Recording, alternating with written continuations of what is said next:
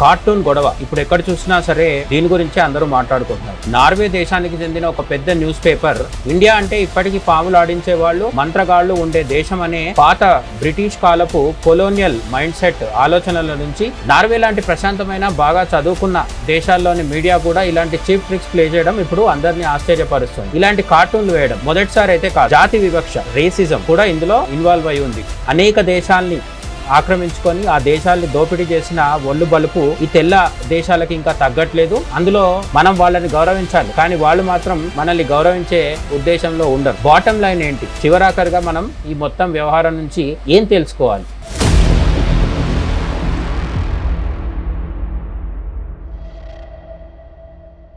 నమస్తే, welcome to గాంధీవం. Cartoon గొడవ ఇప్పుడు ఎక్కడ చూసినా సరే దీని గురించి అందరూ మాట్లాడుకుంటున్నారు. ఇంతకీ ఏంటి ఈ కార్టూన్ గొడవ అనేది మనం ఒకసారి చూస్తే, నార్వే దేశానికి చెందిన ఒక పెద్ద న్యూస్ పేపర్ మన ప్రధాని నరేంద్ర మోడీని ఒక పాములాడించే వ్యక్తిగా, అంటే స్నేక్ చార్మర్ గా చూపిస్తూ ఒక కార్టూన్ వేయడం జరిగింది. దీనిపై మన వాళ్ళు ఆన్లైన్ లో బాగా సీరియస్ అయ్యారు. పాతకాలపు మైండ్ సెట్, యూరోప్ అనే తెల్లోళ్ల ఖండం ఏదైతే ఉందో, తెల్లవాళ్ల ఖండము, బ్రిటన్ తో సహా, మనల్ని పరిపాలించిన బ్రిటన్ తో సహా గతంలో అనేక దేశాల్ని ఆక్రమించుకొని ఆ దేశాల్ని దోపిడీ చేసిన ఒళ్ళు బలుపు ఈ తెల్ల దేశాలకి ఇంకా తగ్గట్లేదు. అందులో అక్కడున్న వెస్టర్న్ మీడియాకి మరింత ఎక్కువగా ఈ కొవ్వు ఉందనేది మనకు తాజా కార్టూన్ తో అర్థమవుతోంది. ఇండియా అంటే ఇప్పటికీ పాములు ఆడించే వాళ్ళు మంత్రగాళ్లు ఉండే దేశం అనే పాత బ్రిటిష్ కాలపు కొలోనియల్ మైండ్ సెట్ ఆలోచనల నుంచి వెస్టర్న్ మీడియా ఇంకా బయటకు రాలేకపోతుందని ఈ ఇన్సిడెంట్ మనకు మళ్ళీ ప్రూవ్ చేసింది. ఐటీ వర్సెస్ పాములు. ఇండియా ఇప్పుడు ఐటీ, స్పేస్ టెక్నాలజీ, చంద్రయాన్ లాంటి విజయాలతో మనం స్పేస్ టెక్నాలజీలో కూడా మన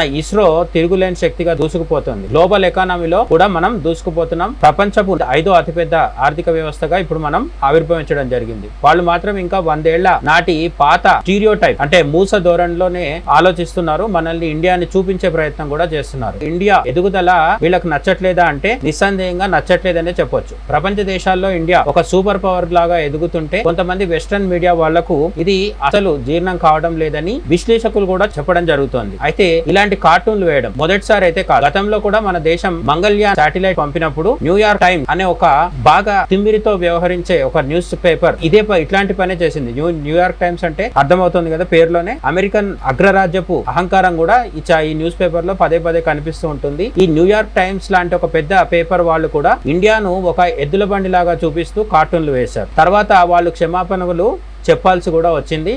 తప్పనిసరి పరిస్థితులు, అది మనసు మారి కాదు, స్వచ్ఛందంగా కాదు, ఆన్లైన్ లో ప్రపంచవ్యాప్తంగా విపరీతమైన ట్రోలింగ్ జరగడంతో దారికొచ్చి క్షమాపణ చెప్పడం అయితే జరిగింది. జాతి వివక్ష, రేసిజం కూడా ఇందులో ఇన్వాల్వ్ అయి ఉంది. ఇటువంటి కార్టూన్లు కేవలం పొలిటికల్ సెటైర్లు అయితే మనం దాని భావ ప్రకటన స్వేచ్ఛ కింద భావిస్తూ అర్థం చేసుకోవచ్చు. కానీ దీని వెనుక వీళ్ళ ఉన్న ఉద్దేశం అది కాదు. రేసిజం అంటే జాతి వివక్ష. మేము తెల్లవాళ్ళు ఎవరైతే ఉన్నారో వాళ్ళు భారతీయుల కంటే చాలా గొప్ప, చాలా తెలివైన వాళ్ళు, తమ మాత్రమే పెద్ద పెద్ద విజయాలు సాధించడానికి అర్హులు, ఇండియా ఒక థర్డ్ వరల్డ్ కంట్రీ అనే ఫీలింగ్ నుంచి వాళ్ళు ఇప్పటికీ ఇంకా బయటికి రాలేకపోతున్నారు. ఇటువంటి కార్టూన్లు కేవలం పొలిటికల్ సెటైర్లు కావు. వీటి వెనుక ఒక రకమైన జాతి వివక్ష, సటిల్ రేసిజం దాగి ఉందనేది చాలా మంది అభిప్రాయం. చదువుకున్న వాళ్లే ఇలా చేస్తే, నార్వే లాంటి ప్రశాంతమైన బాగా చదువుకున్న దేశాల్లోని మీడియా కూడా ఇలాంటి చీప్ ట్రిక్స్ ప్లే చేయడం ఇప్పుడు అందరినీ ఆశ్చర్యపరుస్తుంది. పైగా నార్వే అనే దేశము ప్రపంచ పత్రికా స్వేచ్ఛలో నెంబర్ 1 అని చెప్పుకొని కూడా కాలర్ ఎగరేస్తూ తిరుగుతూ ఉంటుంది.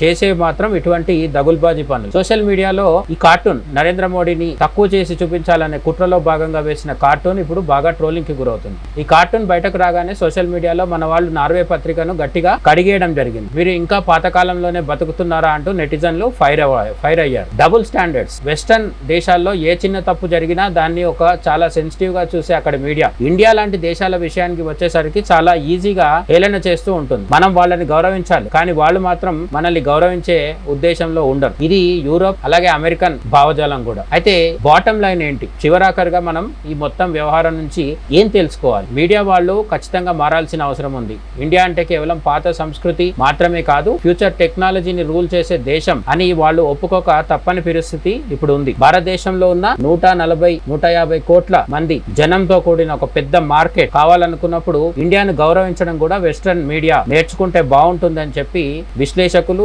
నెటిజన్స్ కూడా అభిప్రాయపడుతున్నారు. మీ ఒపీనియన్ కూడా కామెంట్ సెక్షన్ లో ఖచ్చితంగా చెప్పండి. ఈ వీడియోని లైక్ చేయండి, షేర్ చేయండి, అలాగే గాంధీవం ఛానల్ ని తప్పకుండా సబ్స్క్రైబ్ చేయండి. Thank you. జై హింద్.